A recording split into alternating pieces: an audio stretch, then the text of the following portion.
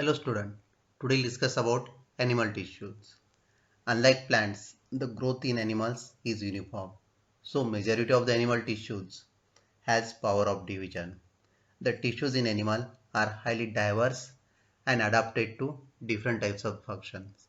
Broadly, the animal tissues they are classified into four major groups: epithelial tissue, muscular tissue, connective tissue, and nervous tissue. Let us discuss each and every tissue in detail.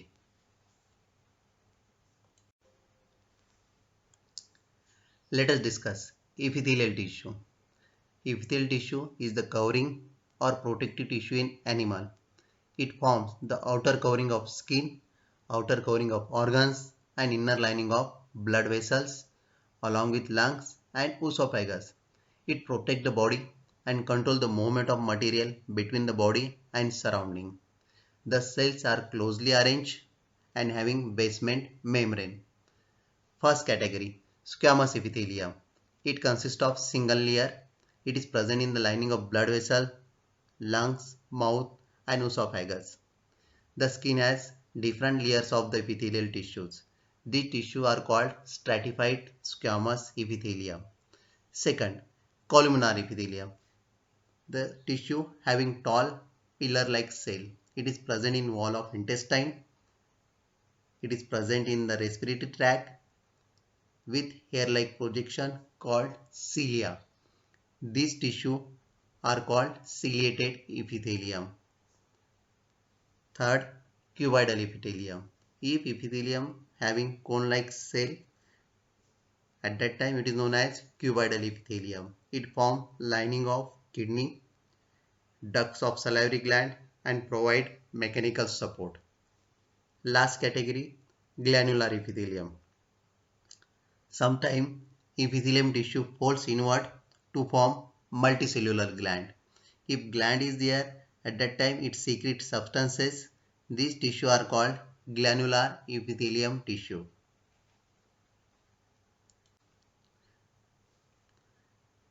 In this slide, we are able to see the location of different types of the epithelium tissue in body.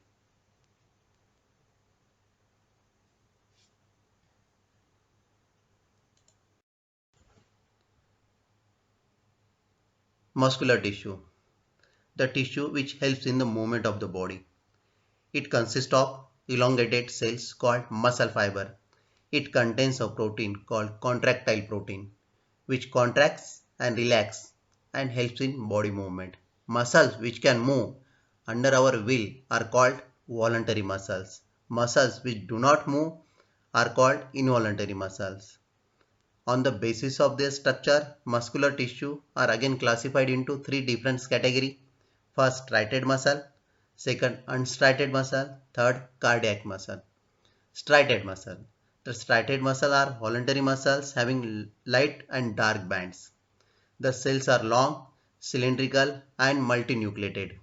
They are also called as skeletal muscle because they are attached to bone. They help in voluntary muscle movement of the body. Unstriated muscle.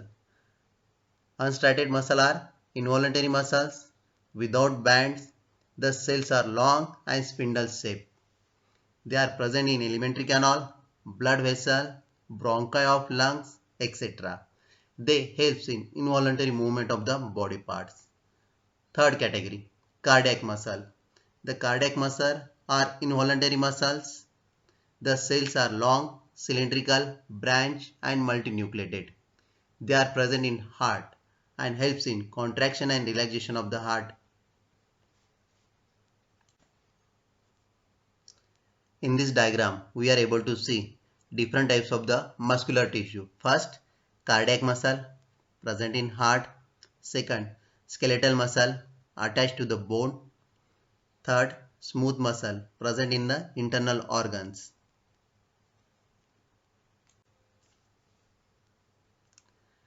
Connective tissue, the tissue which connect different body parts together. The cells of connective tissue are loosely packed and filled with jelly-like matrix. Example, blood, bone, ligament, tendon and adipose tissue. First, blood. Blood is a liquid connective tissue, consists of RBC, WBC and platelets. As we know, the blood is responsible for transport of respiratory gases, digested food, hormones and waste material. Bone. Bone is a hard and strong tissue. It consists of different types of the cell with matrix consist of calcium and phosphorus compound. Bones form framework of the body and support the body and main organs. Ligaments. These are the flexible tissue which joins bone together and helps in the movement of body parts. Tendons. These are the fibrous tissue which connects muscles to bone and helps in the movement. Areolar tissue. The tissue which are present inside the organ around the blood vessels. It helps in wear and tear mechanism of the body. Last category, adipose tissue, the tissue which is found below the skin and between internal organ. The main function of the adipose tissue is storage of fat.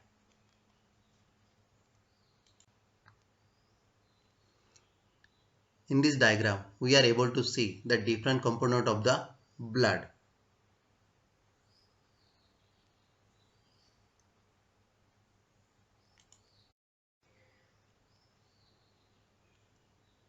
In this diagram, we are able to see different types of the connective tissue under compound microscope.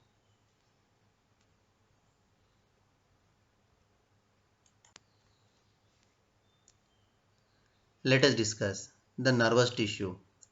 Nervous tissue helps to carry the message from one part of the body to other part of the body. Nervous tissue responds to stimulus.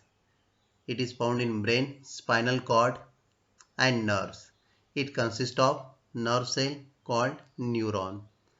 The neuron, they are responsible for control and coordination of the body. That's why the neuron is also known as structural and functional unit of nervous system. The nerve cell has a cell body consists of nucleus and cytoplasm.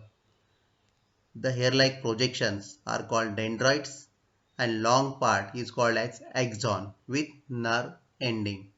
The axon have protective covering called myelin sheath. The neurons are joined together to form nerve fibers. The junction between two neurons is called as synapses. In this diagram, we are able to see different parts of the neuron.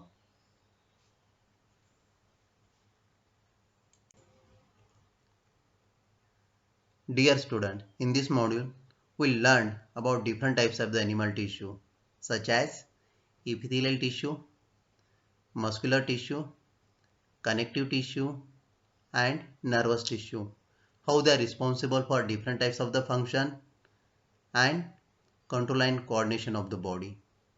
Thank you.